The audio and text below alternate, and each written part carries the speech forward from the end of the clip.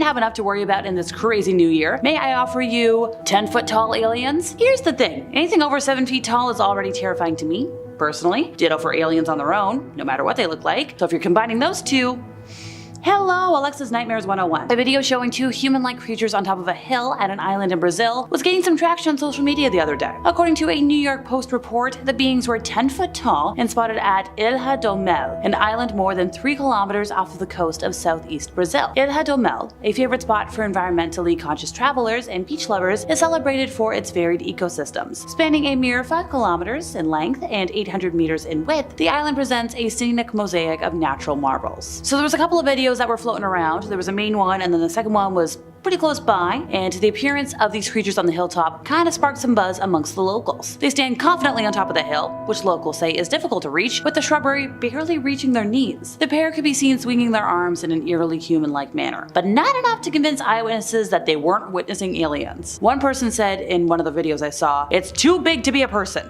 I agree. Look at the way he moves. It's really weird. Look at the size of those. It's very fast. Yeah, no, I absolutely agree. For me, it's enough to see the speed with which this creature goes down the hill. Anybody who's done trails on hills like this knows that you don't go down a hill like this in 1 to 2 minutes. That was from one user on Instagram, and somebody else said that the way they move reminds him a lot of the Men in Black, which eep. Every time I mention the Men in Black, I get scared that there's gonna be like right behind me and just. Somebody else was like, one thing I do know, I'm never stepping there again. Even the Brazilian government had to make a statement. They're like, okay, we're not gonna confirm if, the giants were tourists from another country or another planet, but they're like, surreal what happened on Ilha do Mel. Great summer. It's another story, and even strange beings came to check it out. Which, that's a bit of a weird tweet. Could you at least, deny, please? Or confirm? Not this weird, yay, tourist stuff.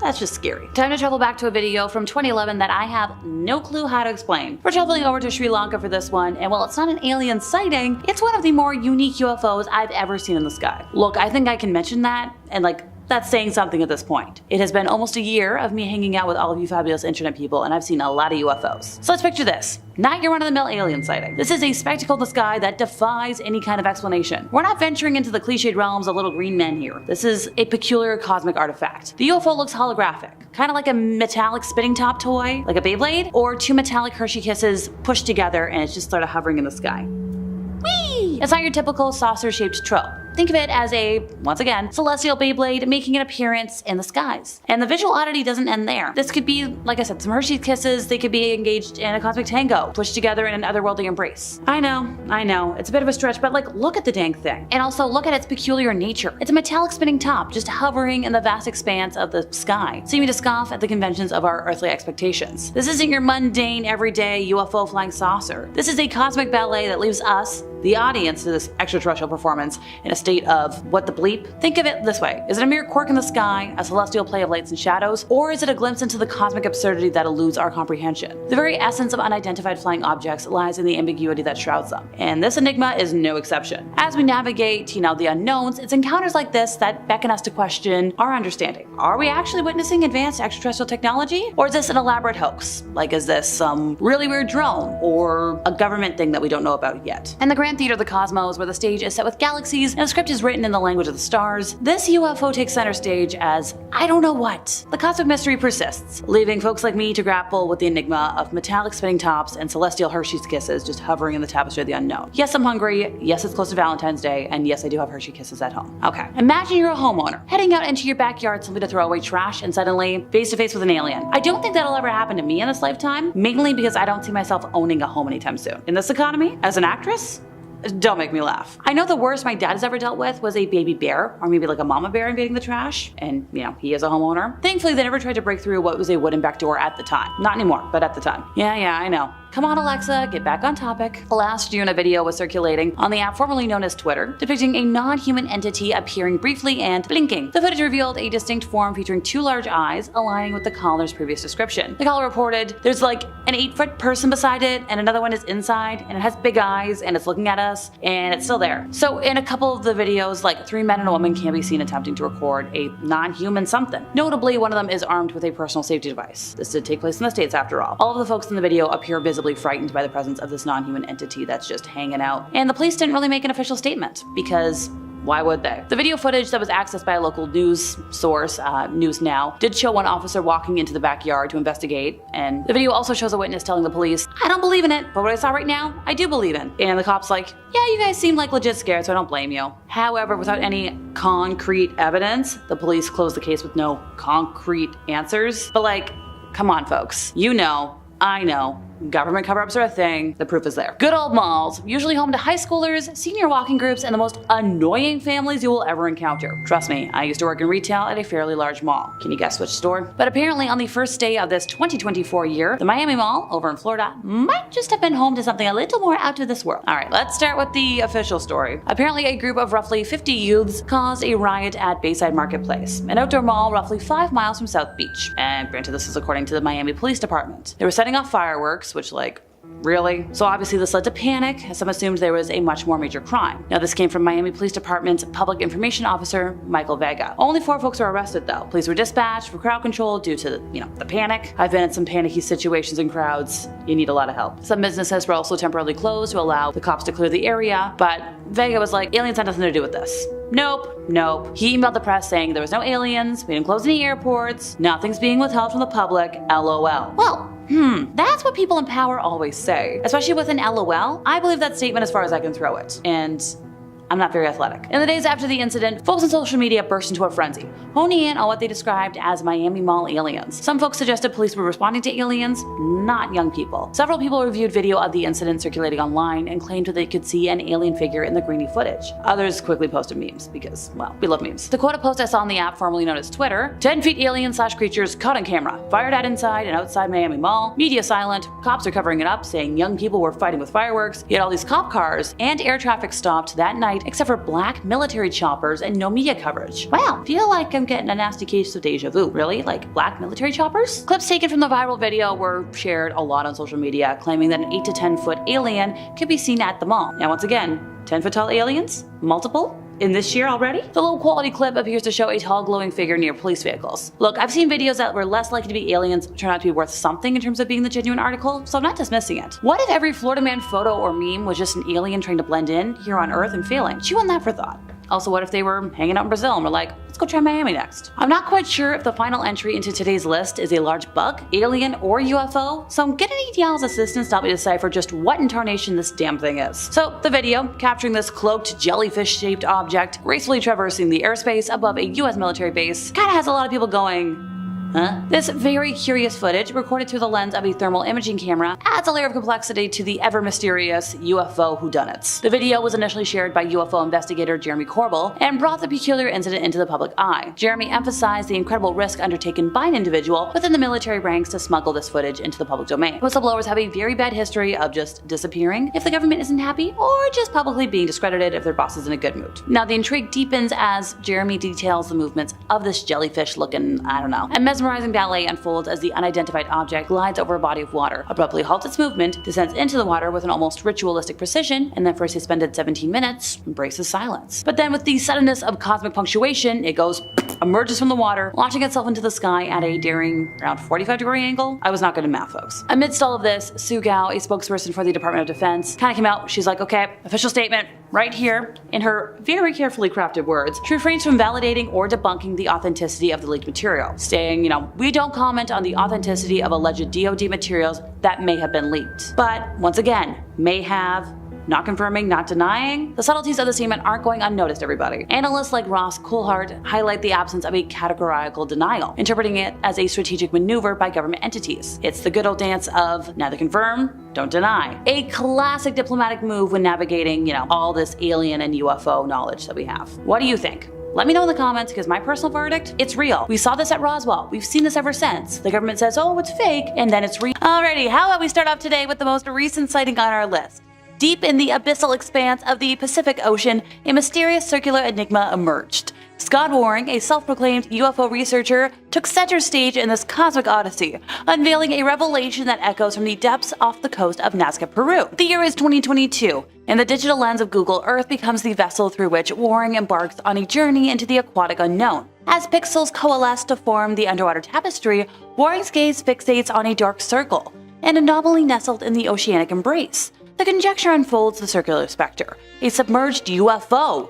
its secrets buried beneath the unfathomable depths. Waring's proclamation resounds. The UFO, a colossal entity spanning almost 5 miles in diameter, shrouded in the aquatic mysteries of the Pacific's abyss. The stage expands beyond the solitary UFO. It converges with the ancient whispers etched on the canvas of the Nazca lines. I've talked about them plenty. The tapestry of geoglyphs etched into the very earth of the Nazca Desert. Archaeologists, custodians of the past, have grappled with the purpose of these lines. It's a cosmic dance, a celestial calligraphy reaching towards the heavens. Some suggest an attempt to communicate with deities in the sky, a primitive signal across the eons.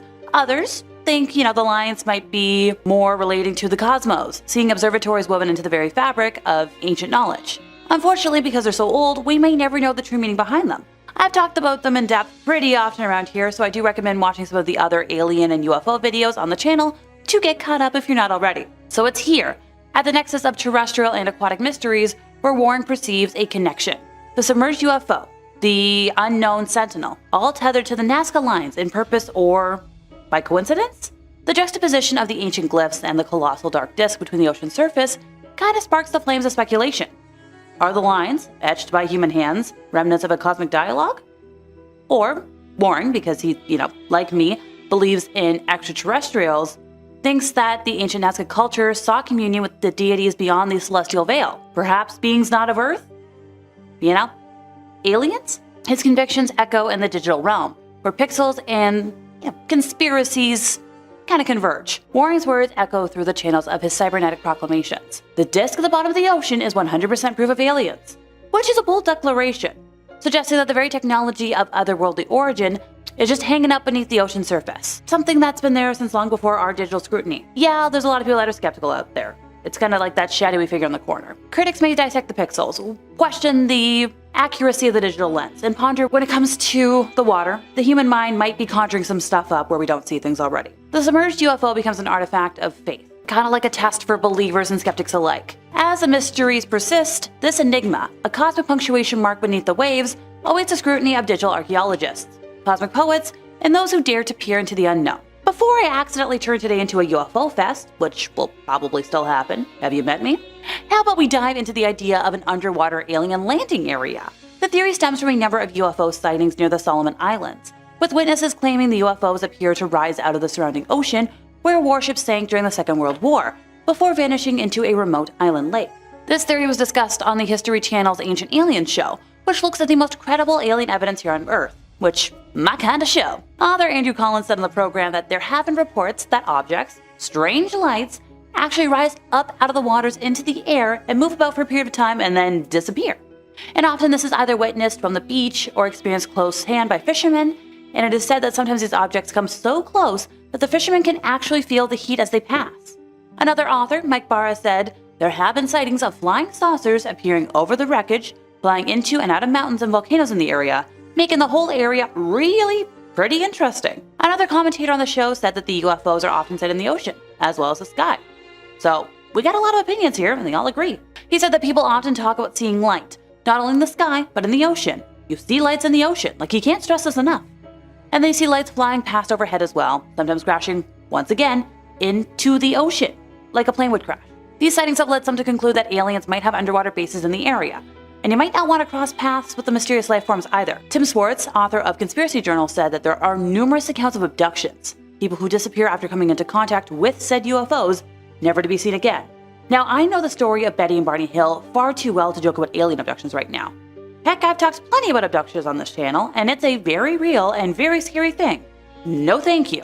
Alrighty, back to UFOs we go. The Shag Harbor UFO incident was the reported impact of an unknown large object into waters near Shag Harbor, Nova Scotia, a tiny fishing village on the Atlantic coast on October 4th of 1967.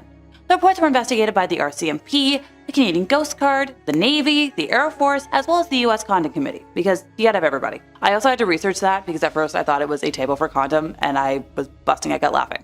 Okay, I know, time for facts. At about 11:20 p.m. Atlantic Daylight Time, at least 11 people saw a low-flying lit object heading towards the harbor. Multiple witnesses reported hearing a whistling sound, like a, kaboom, and then a whoosh, and then finally a loud bang. While en route to Toronto while flying over Sherbrooke and St. Jean, Quebec, at about 3,658 meters from the Halifax International Airport, Air Canada officer Robert Ralph pointed out to Captain Pierre Charbonneau on Flight 305 that there was something strange outside of the left side of the aircraft at 7:15 p.m. In his report, the captain reported an object tracking along a parallel course a few miles away. He described it as brilliantly lit, a rectangular object with a string of smaller lights trailing it. At 7:19 p.m., the pilots noticed a sizable silent explosion near the large object, and 2 minutes later, a second explosion occurred, which faded to a blue cloud around said object. Meanwhile, while standing at the wheelhouse of his vessel, Captain Leo Howard Mercy was looking at 4 blips on his decorator that were stationary. When he looked up about 28 kilometers from the vessel's windows, he could see the 4 bright objects situated in a roughly rectangular formation. The entire crew of nearly 20 fishermen stood on deck and watched the object in the northeastern sky. Mercy radioed the Rescue Coordination Center and the harbor master in Halifax asking for an explanation, and also filed a report with the Lunenburg RCMP, outlining his sighting when they returned to port. So let's go back over to Halifax. The Chronicle Herald and local radio stations reported a glowing object that was seen by many people who were calling into the newsroom. They reported witnessing strange glowing objects flying around Halifax at around 10 p.m. Assuming an aircraft had crashed, within about 15 minutes, 2 RCMP officers had arrived at the scene. Concerned for survivors, the RCMP detachment contacted the Rescue Coordination Center in Halifax to advise them of the situation and ask if any aircrafts were, missing. Before any attempt at rescue could be made, the flying object, with the light still showing, started to sink and disappeared from view. Just in the water and just glug, glug, glug, glug, glug. So, RCMP is going to assemble a rescue mission, ASAP. Within about a half an hour of the crash, local fishing boats went out to the crash site in the waters of the Gulf of Maine off of Shag Harbor to look for survivors. But there was no survivors, no bodies, no debris. Nothing was taken by fishermen, Canadian Coast Guard, nothing. Which, by the way, the Coast Guard search and rescue cutter arrived about an hour later from nearby Clark's Harbor. By the next morning, RCC Halifax had determined that no aircrafts were missing, and while still tasked with the search, the captain of the Canadian Coast Guard cutter received a radio message from RCC Halifax that all commercial, private, and military aircraft were all accounted for. And this was all along the eastern seaboard, in both Atlantic provinces and New England. They were pretty thorough. They're okay, we got nothing missing here. The same morning, RCC Halifax also sent a priority telex to the air desk at Air Force headquarters in Ottawa, which handled all civilian and military UFO sightings, informing them of the crash and that all conventional explanations such as aircraft, flares, everything, they'd all been dismissed. We knew nothing. The object was never officially identified and was therefore referred to as an unidentified flying object in Government of Canada documents. Yep, I'm just going to repeat this for a fact because you heard me. The Government of Canada officially confirmed it as a UFO. 2 days after the incident had been observed, a detachment of Navy divers from the Fleet Diving Unit Atlantic were assembled, and for the next 3 days, they combed the seafloor off of the Gulf of Maine, right off of Shag Harbor, looking for anything. Final report? No traces. No nothing. El Zippo. Just saying, it's fascinating that nobody found anything. And that the government confirmed it was a UFO. So, take that, skeptics. Alright, time to go back into the unknown. In 1977, the town of Broadhaven on the Atlantic Ocean coast of Wales was the location of a string of strange sightings that is considered the largest in the UK history. Roughly 450 people in total, according to government records, which is a lot of witnesses, so in my opinion, too many for this to be a hoax. It began with a sighting by 16 school-age folks in February on a schoolyard of what they called a cigar-shaped object. A few of the witnesses claimed to have seen faceless beings near the supposed aircraft. Other locals began claiming to have also seen unexplainable things around the town, including the creatures without faces. A farming family reported multiple sightings in April and May, and even claimed that 120 of its cows mysteriously appeared on a neighbor's field a mile and a half away. But the rumor of extraterrestrials in Broadhaven truly began when multiple people say they saw a silver disc descend into the sea, with some alleging it entered via a small island just off the coast called Stack Rocks. Could it be, people wondered, that these seemingly faceless beings were using the island as a getaway to their secret underwater base? Look, I fully support the theory that aliens use the unknown underwater territory to their advantage, hiding in the depths that we as humans can't reach. I've mentioned it a lot before, but I genuinely think aliens hang out over in the Marianas Trench because humans can't get to the bottom of that. So maybe UFOs can. I'm ending today with a tale out of Alaska, which tends to be home to a lot of weird stuff.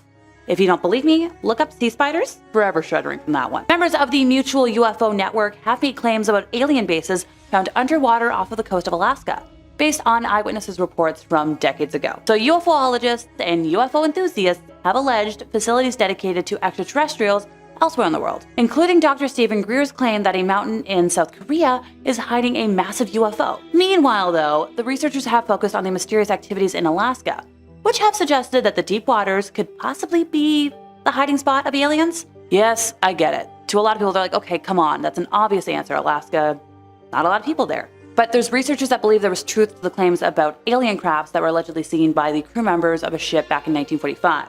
MUFON members strongly suggest that ETs have bases in the ocean thanks to the reports of the UFO movement over water witnessed by local residents.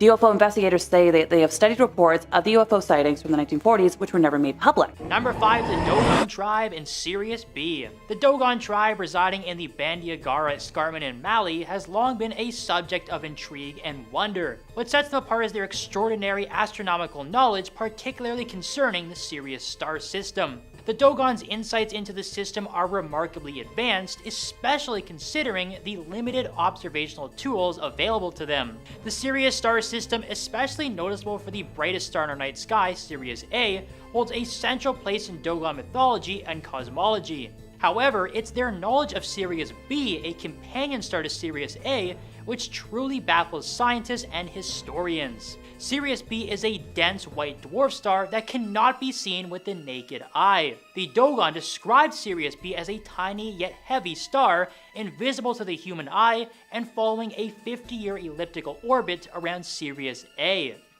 They even referred to a third star in the system, which modern astronomy hadn't confirmed until just recently. The accuracy of their descriptions raises the question, how could a tribe without advanced astronomical instruments obtain such detailed astronomical information? The mystery deepens when you also consider the timeline. The Dogon's knowledge of Sirius B predates its discovery and photographic capture by Western astronomers.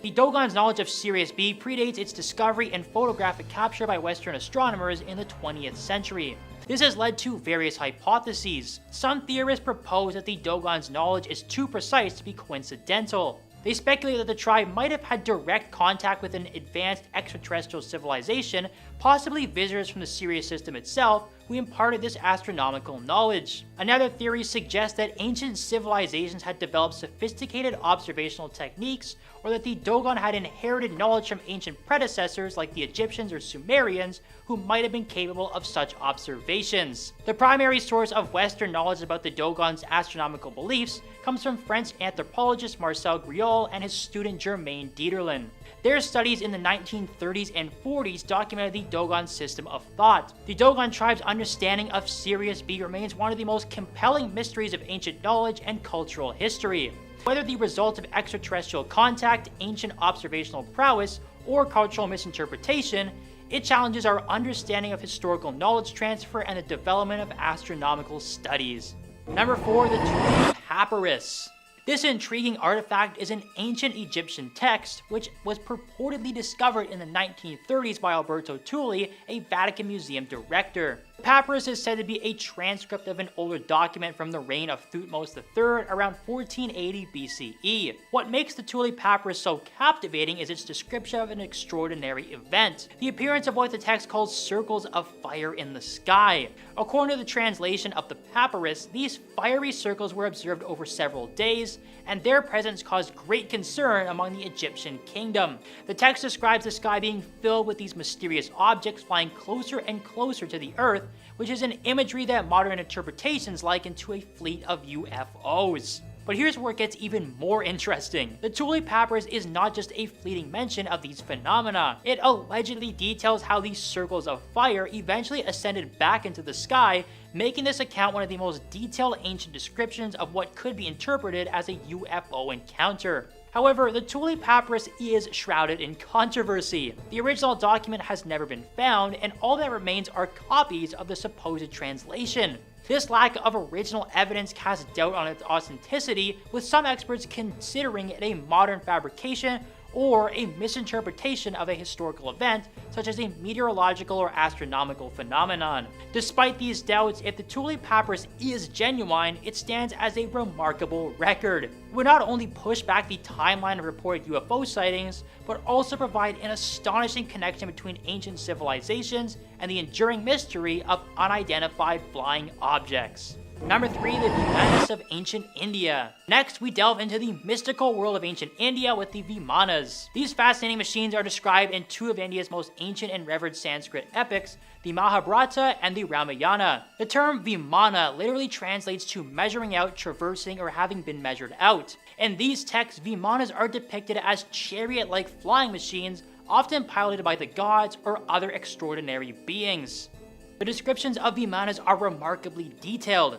They're portrayed not just as mere flying chariots, but as sophisticated, multi-storied aerial vehicles capable of traversing long distances and performing complex maneuvers in the sky. Some descriptions even suggest that these Vimanas were powered by some form of advanced propulsion system, perhaps akin to jet or rocket technology, but the exact mechanisms remain a subject of speculation and mystery. One of the most intriguing aspects of these descriptions is their technical detail. The texts, for instance, speak of Vimanas using a combination of mercury and a heat engine to generate a powerful thrust. This level of technological sophistication in ancient texts has led some researchers and enthusiasts to postulate that these descriptions are not mere myths or allegorical stories, but accounts of real machines possibly inspired by or handed down from extraterrestrial visitors. In the Ramayana, for instance, the Vimana known as the Pushpaka is described as being able to fly at the speed of the wind and give forth a melodious sound. There's also a detailed account of a battle in the sky where Vimanas were used,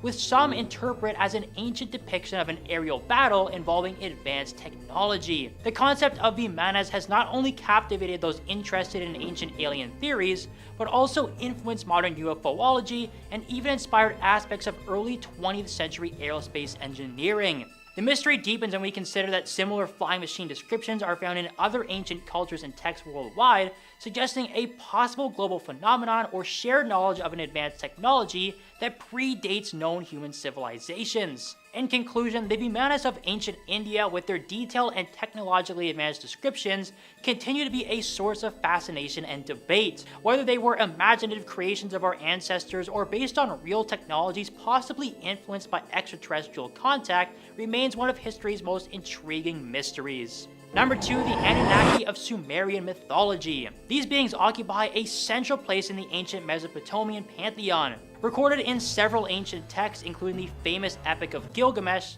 the Anunnaki are depicted as powerful deities with immense influence over the natural world and human affairs. What makes the Anunnaki stand out in the annals of ancient mythology is their purported origin. These texts often describe the Anunnaki as those who from heaven to earth came, a phrase that has ignited imaginations and sparked theories about extraterrestrial visitations. Some scholars and enthusiasts argue that this description suggests the Anunnaki were not mythical deities, but rather advanced beings from another world. The influence attributed to the Anunnaki is vast and varied. They were seen as the masters of the earth, shaping its landscapes and directly interfering in human destiny. Their technological prowess, as described in these texts, includes flying in the sky and possibly even space travel. This perceived technological sophistication has led some to speculate that the Sumerian civilization might have been assisted or influenced by these otherworldly visitors. Moreover, the Anunnaki are often associated with ancient knowledge and the development of civilization.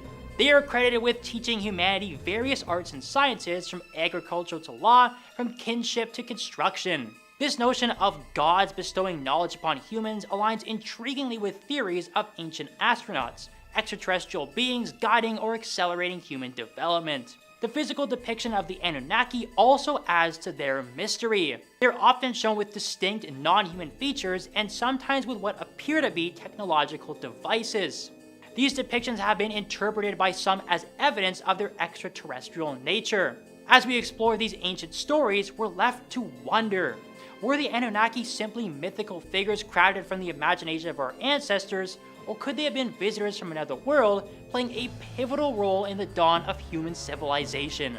Number 1, the Puma Punu ruins, Bolivia. Lastly, we turn our gaze to the astonishing ruins of Puma Punu, a marvel of ancient engineering nestled in the highlands of Bolivia. This site, part of the larger Tiwanaku complex, dates back to approximately 536 to 600 AD, according to radiocarbon dating. What makes Puma Punu extraordinary is not just its age, but its architectural sophistication. Imagine stone blocks weighing up to 80 tons, each intricately carved with laser-like precision. Aged blocks, for example, are famous for their uniformity and precision cut lines, baffling experts as to how such accuracy was achieved with the tools supposedly available at the time.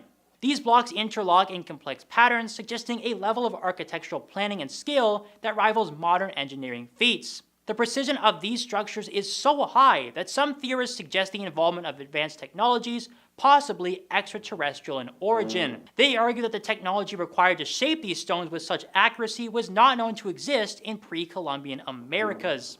The purpose of Puma Punu also remains a mystery.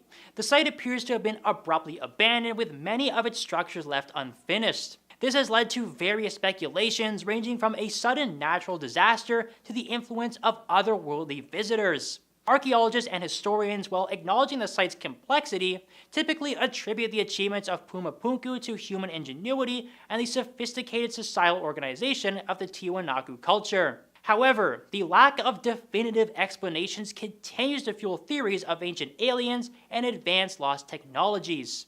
In essence, Puma Punu stands as a testament to the ingenuity of ancient civilizations, while simultaneously posing questions that challenge our understanding of human history and technological evolution. I'm just gonna call this first sighting or series of sightings February 2023. February was quite a month for unidentified flying objects, and I wanted to start this list off with these sightings because of how recent they are. They may not be as definitive or weird as some of the other sightings on this list, but these were pretty high-profile stories, and it's always far more interesting when the government is involved in these things. Just adds another layer of credibility to it. Not that the government doesn't lie or withhold information about things, I think we all know that happens, but the fact that it's being reported on so heavily means it's pretty big news. So, the story here is that several mysterious high-altitude objects were shot down in February of 2023 over various airspaces. We had objects being spotted in Canada, United States, Latin America, China, Eastern Europe.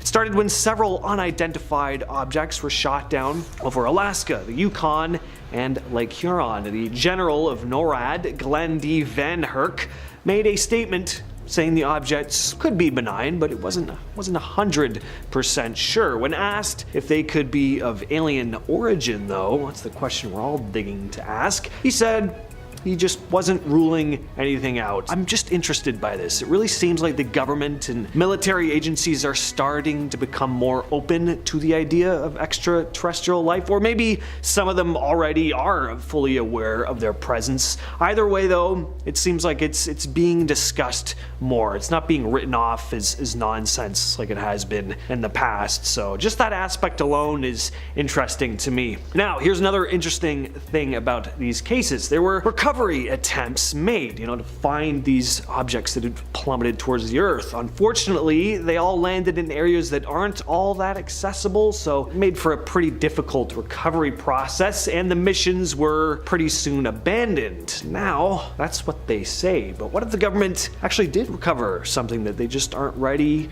or even willing to show us? Could be the case. You never know. Next up, we have the UAMUA. UAMUA, it's a hard word to say. I'm gonna try not to say it too many times on here. Old news with this one, right? It's that weird cylindrical object that was spotted flying through space. It's definitely been talked about plenty of times, including on this channel, I'm sure, but it's a recent article dated March 7th of this year that I'm referring to here. So, like I said before, I think when the government, military, or academics get involved with UFO type stories, it just makes it far more interesting to me. Not that I'd totally disregard some farmer in Ohio saying he was probed by a little gray, bug-eyed alien, but I don't know, people like attention sometimes. In a recent article written by Sean Kirkpatrick, head of the Pentagon's AARO, or All Domain Anomaly Resolution Office, which specializes in unidentified flying objects, and a Harvard professor named Avi Loeb,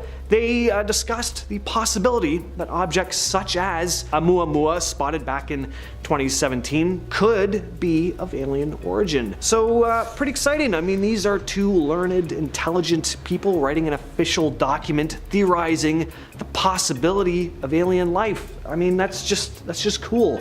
The article does say, however, that the objects, like the UAMUA, could be, quote, a parent craft that releases many small probes during its close passage to Earth. So probes observing Earth could be good or bad or neutral, depending on whether you're a glass half empty or half full type person. Now, they didn't just discuss that object, they were looking at a variety of unidentified objects or probes, and they wanted to speculate that these crafts could potentially power their batteries from starlights, and that maybe Earth's water could be fuel. It's pretty wild stuff, and yes, a lot of it is speculative, but the fact that a highly respected scientist that spent 20 years studying physics is proposing these ideas, pretty fascinating. Something I also want to mention about people who are just very skeptical about aliens even showing any interest at all in Earth. You'll hear them say stuff like, well, extraterrestrial beings with all this advanced technology, they just wouldn't be interested in anything we're doing. It'd be like, God observing ants or something. And who's to say, first of all, that God doesn't like observing ants? And, even if that is the case, I mean, like, how can you really know that for sure? How on earth could we possibly know what beings from another planet are interested in? We don't know what kind of hobbies they have. It's also kind of counters their other argument, because it's like, yeah, spacefaring extraterrestrials would be leagues ahead of us in terms of intelligence, but I know what they're thinking. I know what they like. Just doesn't make any sense. The Texas Zoo creature. So we take a look at a lot of UFOs on this channel, so I thought I'd change it up a bit and take a look at a bizarre looking creature instead. This picture was taken just 1 year ago, back in May of 2022. It was taken by a security camera at a zoo in Amarillo, Texas at around 1:30 a.m. A bizarre figure was spotted on a security camera, and before you say it's just a lion on its hind legs, which would also be pretty freaky, mind you, this figure was outside of the zoo, so it's not one of the animals unless one of them escaped. Now, why am I putting this on an alien list? A lot of people think it looks like a werewolf or Sonic the Hedgehog or something, but I don't know. To me, it looks pretty alien. Look at the elongated back part of the head. It almost looks like a xenomorph from Alien or something. Plus, I find the presence of alien life to be far, far more likely than werewolves or other kinds of fantasy-based creatures like that. I mean, like, who knows, but there's a lot of unexplored space out there and a lot of explored space here on Earth. I think we'd have spotted a werewolf by now if they existed. There's also a big chance that this could just be a trick of the camera. Security footage can be kind of janky sometimes, or perhaps we have a zoo prankster on our hands, or maybe this is a super deformed person. If that's the case, I hope they're okay. Regardless though, this is an odd figure to see in the middle of the night outside of a Texas zoo. And trust me, I know my Texas zoos. The Wales UFO. I didn't know this, but it turns out there are a lot of UFO sightings in Wales. I don't know what the aliens' fascination is with Wales, but reports date all the way back to the 1940s. Actually, all the way back to the 12th century, but I don't know if I give much credence to stuff dating back that far. Apparently, religious pilgrims believed to have seen a fire-breathing dragon erupt from the sea and fly into the sky. Could have been a UFO and they just didn't know what to make of it and just called it a dragon, but anyway, way off topic. The UFO in question here was spotted back in September of 2016 by a police helicopter at around 9 p.m. It was only visible on the chopper's thermal camera and seemed to be moving at a speed of 106 miles per hour over the Bristol Channel. Full video of the footage was released by a former cop, Gary Hasseltine, who has been urging the UK government to come forward and reveal what they know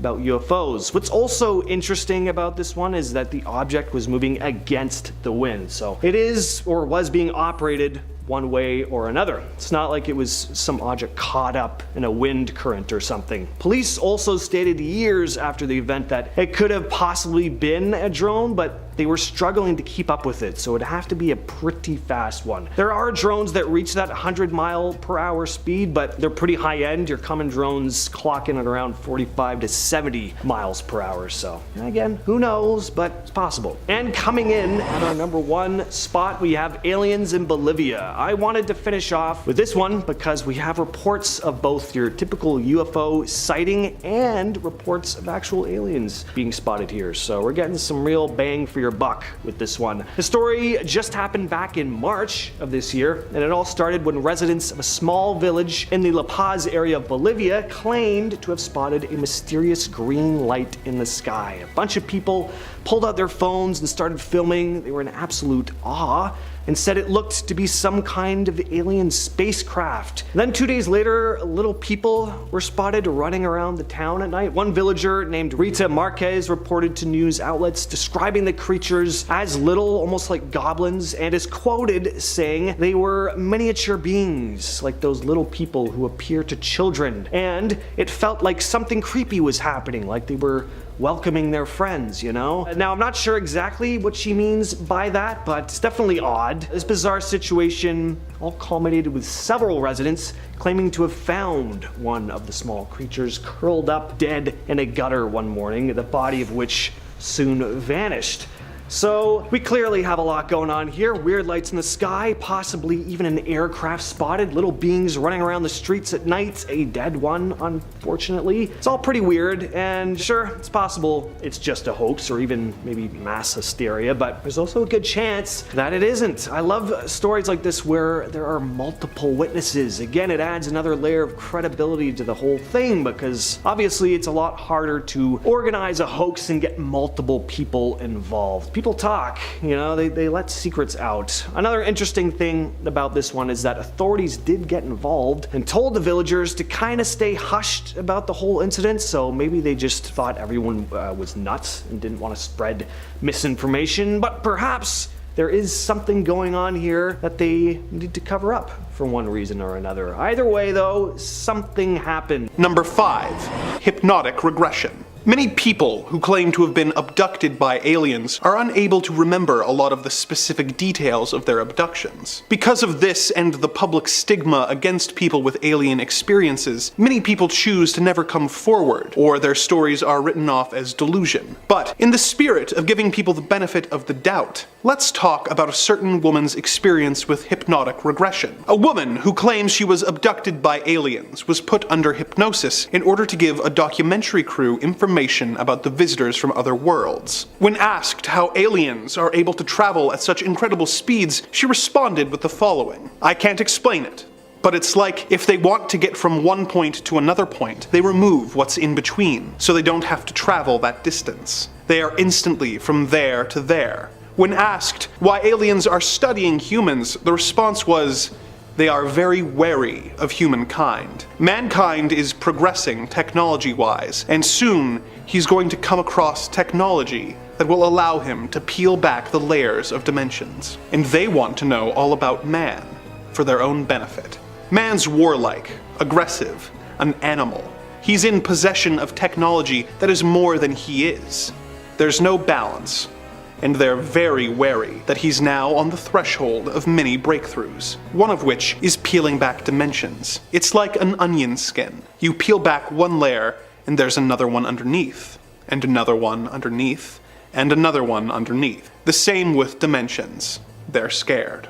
Do aliens really study humanity out of a fear of what we will do once we discover interdimensional travel? And if so, how do they feel about all the UFOs we have apparently shot down? What do species historically do with groups that they are afraid of? What fate awaits the human race at the hands of these interplanetary visitors?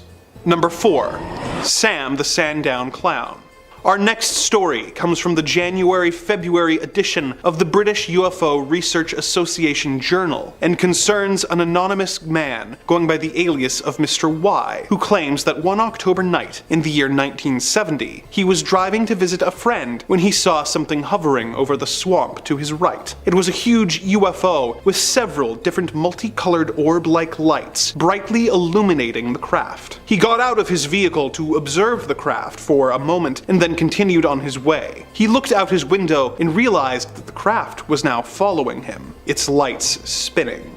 Mr. Y got to his friend's house, and the friend was amazed at the guests that had followed him there, before disappearing into a nearby tree line. For years, Mr. Y would see the red orbs following him from time to time, watching him and stalking him. Doubting that anyone would believe him, he kept these encounters to himself until 1973, when his 7-year-old daughter Faye and her friend were playing near Lake Common Road when they heard an eerie wailing sound. They followed the sound to a nearby meadow and the wailing stopped. They walked over a small bridge when suddenly a blue-gloved hand with 3 fingers appeared from under the bridge. They looked in the small river and saw a strange figure standing in the middle holding a book. He was described as being 7 feet tall and without a neck. He was wearing an odd and tattered costume consisting of a green tunic with a red collar, white pants, and a pointed hat with a black ball on top and 2 antennae. He had a pale white face, lips that never moved, red hair, and triangle holes for eyes. The children watched in shock as the figure hobbled over to a strange metal hut. Not long after, they saw the figure again as he wailed, and then spoke into a microphone asking if they were still there. He then communicated by writing in his book, saying that his name was Sam. They asked if he was a man, and he said no. They asked if he was a ghost, and he said, well, not really, but in a way I am.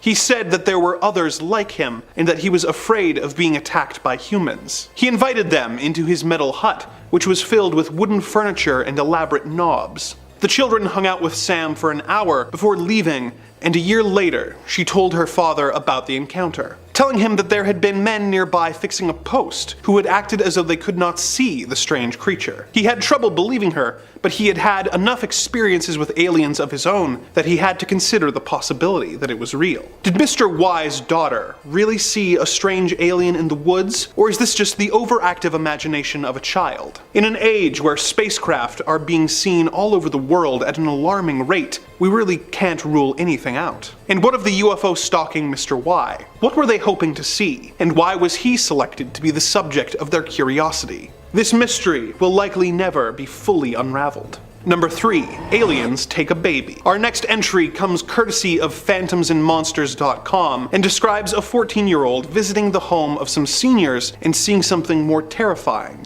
than they could possibly imagine. As they themselves told it, I witnessed an alien abduction back in 2002 when I was 14. A friend of mine wanted me to help her grandparents set up their computer. I said sure and rode my bicycle to their house. I got there and clouds appeared, so I decided to make this a pretty quick visit. I set up the computer and installed some software for them, showing them all how it works and such. They go back and sit on the couch while I get my backpack to get ready to leave, as their other granddaughter, who is about 6 years old, was sleeping in the other room. All of a sudden, a cold breeze went through the room. It was odd, as all the doors and windows were shut. The grandparents looked towards the kitchen, and what I saw made me freeze in place. There were 3 creatures standing in the kitchen. 2 of them were short, gray alien creatures, with thicker necks than usually described, with the eyes closer to the sides of their heads. They wore silver jumpsuits. In between them was a taller creature that looked like a humanoid mantis, wearing a black robe with a yellow stripe going down the middle. They walked to another room, and a minute later returned with the robed creature, carrying the granddaughter in its arms. It's looking at me, and I get the feeling it knows who I am. I don't know why I got the feeling, but I did. I was very scared. The grandparents were looking at them too, but not doing anything. I thought, screw this, and fought off all the fear I could and clumsily charged towards them. I didn't even make 3 steps before the grandfather stopped me and told me they will bring her back. The creatures didn't move and continued to look at me. I couldn't get any more words out of my throat because I didn't even know what to think at this point. All of a sudden, a light stretched around them and they vanished. An odd glow remained for a few seconds before fading. After a minute of awkward silence and the grandfather repeating, "She will be brought back," soon I decided to leave. I rode my bicycle home as fast as I could while looking back, hoping that nothing was following me. I didn't sleep that night after I got home. The next day, I told my friend what had happened, and she told me it has happened before. The grandparents and other family members have tried to stop it, but to no avail. They just accepted it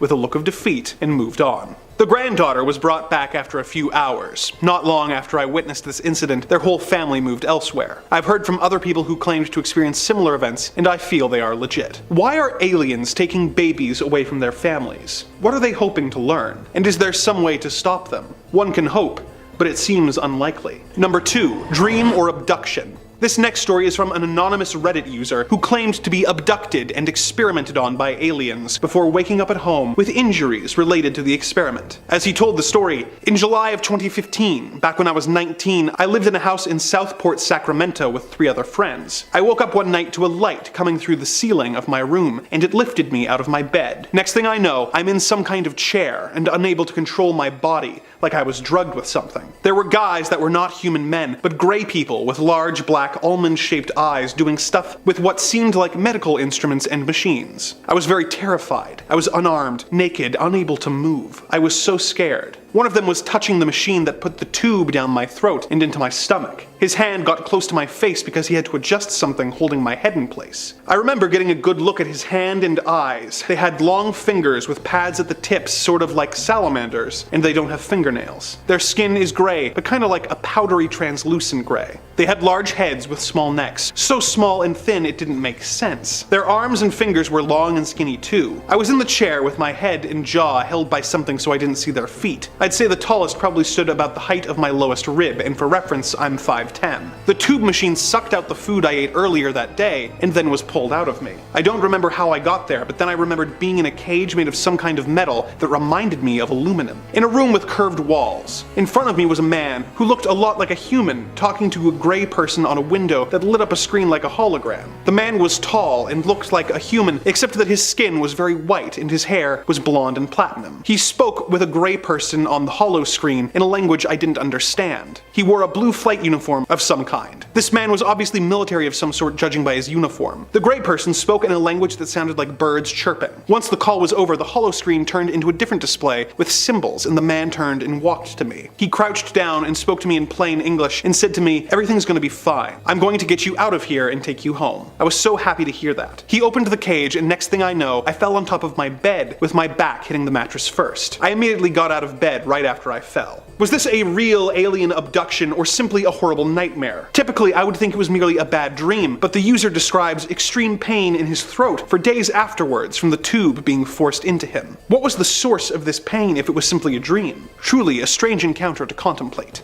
Number 1. The Alien and the Bassinet. Our final story is another from phantomsandmonsters.com about a woman who was asleep in bed next to her baby's bassinet before waking up and seeing something that would make any mother panic. The following is an excerpt from her account. "I turned over on my side, facing the bassinet, and noticed a bright light coming in between the window blinds. I thought out loud, is it morning already? The light was coming in between the blinds and it was so bright, but the rest of the room was dark. There was also a bright light on the wall next to the window, and I looked up to see where the light was coming from. To my horror, just above the bassinet was an alien's gray face. It was just the head, no upper body, legs, or arms. The head was dark in color, very round, ending in a pointed chin, and there was a small slit for a mouth. The nostrils were small, but the eyes were large and almond-shaped and very shiny black. It had some sort of glass lamp on the top of its head. The light on the wall was projected from the lamp. Then I noticed that the being was looking down at my baby daughter. Oh my god, I couldn't speak. My heart started pounding so hard that I started trembling uncontrollably. It saw me and realized I was looking at it. The being moved towards me and I started screaming and swinging my arms. I remember that I screamed out loud for it to leave. It floated from its original position above the bassinet to just above my face.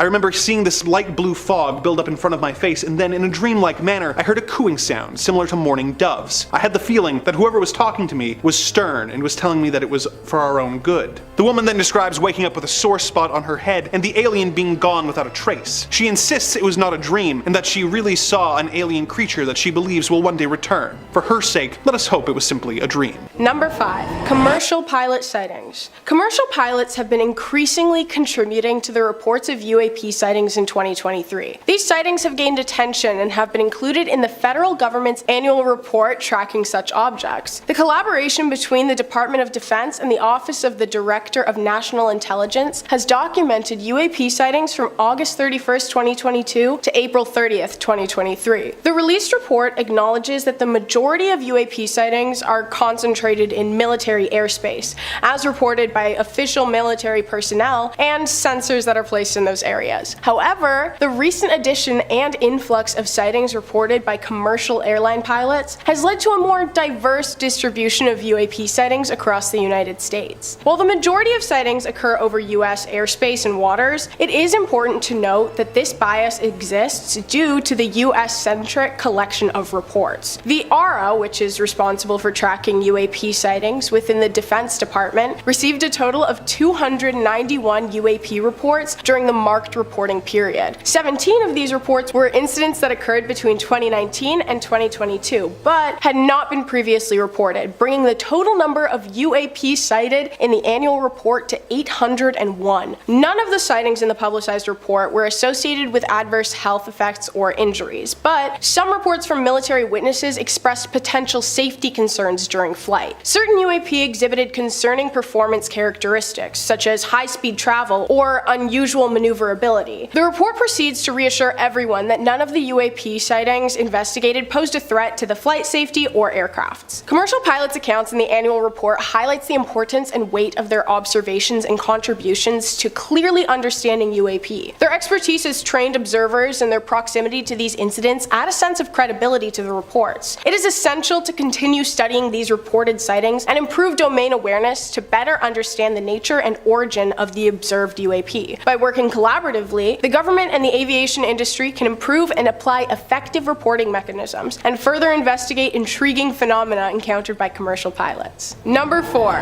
Maryland. Over the past 2 decades, nearly 2,000 people in Maryland have reported sightings of unexplained objects in the sky, or, as us experts call it, UAP in the sky. Recently, these phenomena reports have received attention from the government. Congress conducted oversight hearings earlier this year on the UAP issue, which gained increased public and government interest in the wake of video releases which showed objects moving at high speeds without clear propulsion. Peter Davenport, who directs the National UFO Reporting Center, has tracked many reports from Maryland, totaling a whopping grand count of 1,923 tracked reports. The government's recognition of the UFO phenomenon and the growing number of reports are seen as positive developments in Davenport's opinion. And, in my opinion, yay, the government is being transparent about something, which could mean they're hiding something bigger and just distracting us. No, let's stay positive. While experts differ on the definitive nature of unanswered reports on UAP, there is an agreed upon consensus that there should be no stigma associated with reporting them, as anything unidentified, even of terrestrial origin,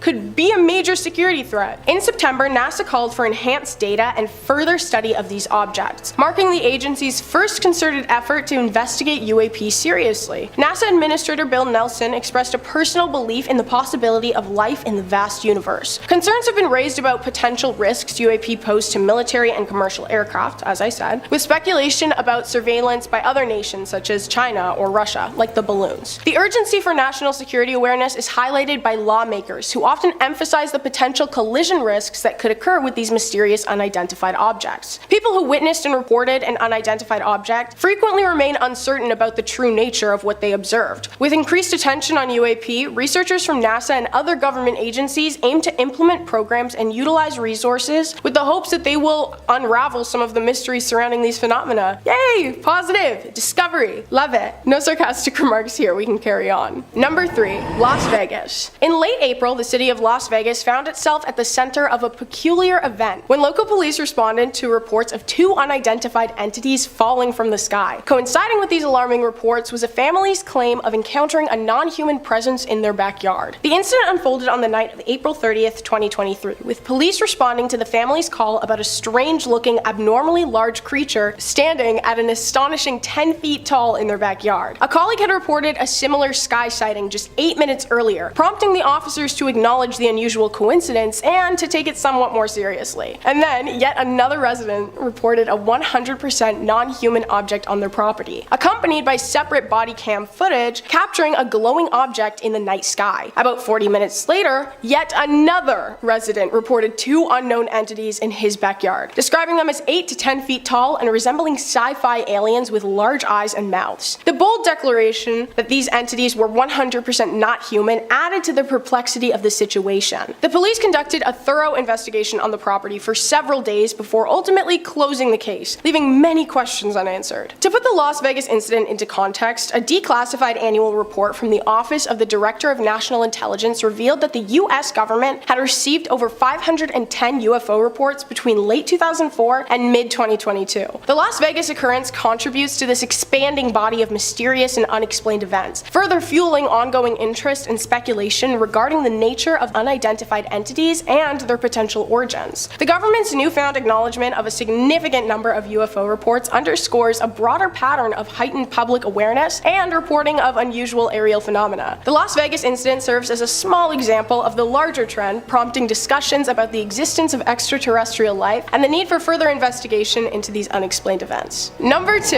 Leaked Navy footage. The Pentagon has declassified 3 videos featuring what they term UAP, seeking to dispel any doubts about the authenticity of these videos, which have been in circulation for years. The footage, initially leaked in 2007 and later discovered by the US Navy in 2009, showcased small mysterious flying objects that no one could identify. The Department of Defense revealed that 2 of the videos were recorded in January 2015, while the third dates back to November 2004. Despite their many years in the public domain, the Defense Department emphasized that the release of these unclassified videos doesn't disclose sensitive capabilities or systems and doesn't hinder ongoing investigations into military airspace incursions by unidentified aerial phenomena. Previously known as FLIR-1, Gimbal, and Go Fast, these videos were brought to public attention originally by the New York Times and the To the Stars Academy of Arts and Science, which interestingly was co-founded by former Blink-182 band member Tom DeLonge. In September, a Navy spokesperson confirmed the authentic nature of the videos, preferring the term unidentified aerial phenomena over UFO due to the latter's associated stigma, which discourages pilots from reporting incidents out of fear of ridicule. Which is just like, you're saying the same thing still. Unidentified aerial phenomena, unidentified flying object, potato potato. No, actually no, it's more like potato potato. The Defense Department's recent statement further reiterated that the aerial phenomena captured in the videos remains officially categorized as unidentified. This move to declassify the videos aligns with the government's broader effort to enhance transparency and clarify misconceptions surrounding the strange and intriguing encounters. By doing so, the Pentagon aims to promote a more open discussion without compromising national security or ongoing investigations. The decision perfectly demonstrates the Pentagon's recognition of the public interest and the need for accurate information regarding these mysterious aerial events. The declassification emphasizes that these videos, despite their captivating content, do not reveal any classified information, ensuring that the public's fascination with these unidentified aerial phenomena does not compromise the military's activities or security. This development is part of a broader trend in recent years where government entities have become far more forthcoming about acknowledging and sharing information related to UAPs, marking a shift from traditional secrecy to a more transparent approach in addressing the mysteries surrounding these phenomena. Number 1. Soccer game. A photograph capturing a UAP above the Benito Juarez soccer stadium in Juarez, Mexico, stirred excitement among researchers, notably ufologist Jamie Maussan. Maussan, who's renowned for over 3 decades of personally investigating UFO sightings, including his work on a popular TV show, confidently labeled the object in the photo as a ship of non-human origin. The image captured displayed a dark, saucer-like flying object positioned near a glowing setting sun behind the stadium, taken on January 14th during the Bravos game against the Tijuana Zolos. Following Maussan's excited expressed interest, FC Juarez's Twitter account tagged him in a tweet, revealing that the photo underwent computer enhancement and analysis, with the goal of discovering whether or not the photo was tampered with or fabricated completely. Maussan, in a following Twitter post, shared that the case underwent analysis using artificial intelligence equipment. According to him, the findings pointed towards it being UAP, noting that scientists refer to objects like the one that was photographed as ghosts due to their dark nature. In his conclusion, Maussan posited, "Given all the above, I think it is a ship of non-human origin." The involvement of AI equipment in the analysis added a technological dimension to the investigation, suggesting a rigorous examination of the photographic evidence. Maussan's definitive claim that the object was a ship of non-human origin aligns with his extensive experience and dedication to studying and scrutinizing UFO sightings. His use of the term UAP reflects a broader shift in terminology, moving away from the stigma associated with UFOs and adopting a more neutral classification, even though they really sound the same when you break their acronyms down, but whatever. The fact that Maussan's interest prompted the soccer team's official Twitter account to engage in the analysis and acknowledgement shows the public's heightened intrigue surrounding such sightings. The convergence of technology, social media, and ufology in this instance highlights the evolving landscape of UFO investigations. UAP investigations. Maussan's reputation and the utilization of AI in the analysis contribute to the gravity of the claim, elevating it beyond mere speculation and inviting further scrutiny from both enthusiasts and skeptics.